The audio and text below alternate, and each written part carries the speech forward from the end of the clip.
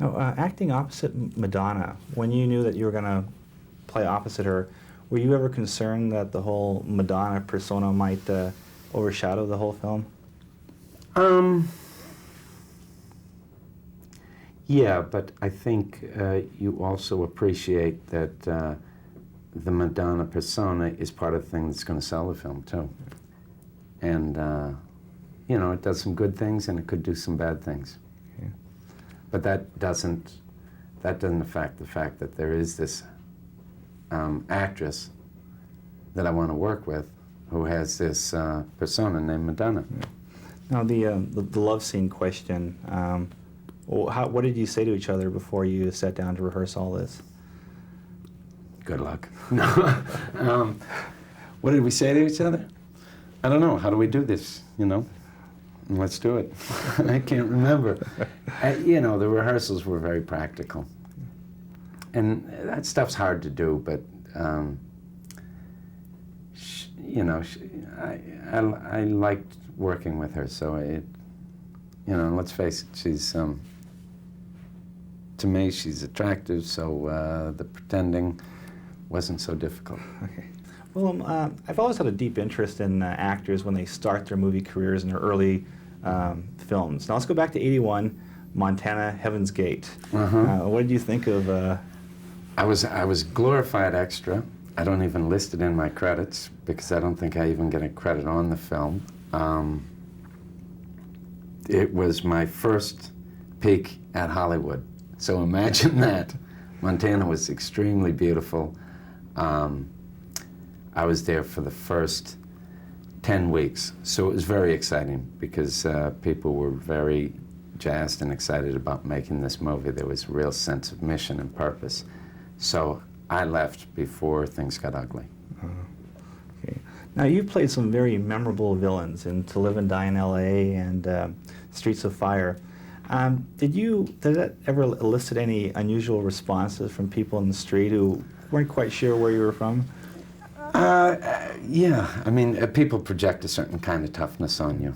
And also they project, the thing that I remember most specifically, when after Streets of Fire came out, people would see me on the street and they were shocked at how short I was, because they always assumed from that film that I was this massive guy. Did it ever get you in any trouble that people tried picking fights or anything? Oh, no. I'm a fast runner. Now, when you make a memorable bad guy, sometimes I think people want to typecast you. Right. Did you find that happening? Yeah, and but I think being cast in Platoon helped somewhat to mix it up, and then certainly being cast as Jesus helped to mix it up even more. Okay.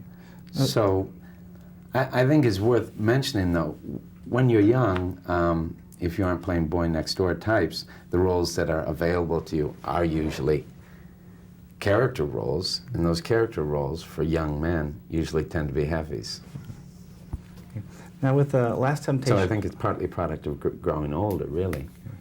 Now, with the Last Temptation of Christ, were you at all expecting the amount of controversy that caused? Not at all. Okay. Not at all. Total surprise. Okay. What do you think about that whole situation? It's now? a long time ago, but I think it's unfortunate that some people successfully kept that movie from being seen, now, even to this day. Speaking of a body of evidence now, has your opinion of lawyers changed now than prior to doing this film? Not really, because I think this is clearly, this is a fiction. Although I must say, when I first read the script, I thought, oh, this is really a Hollywood cheat. This is really contrived that the defense attorney gets involved with his beautiful, client.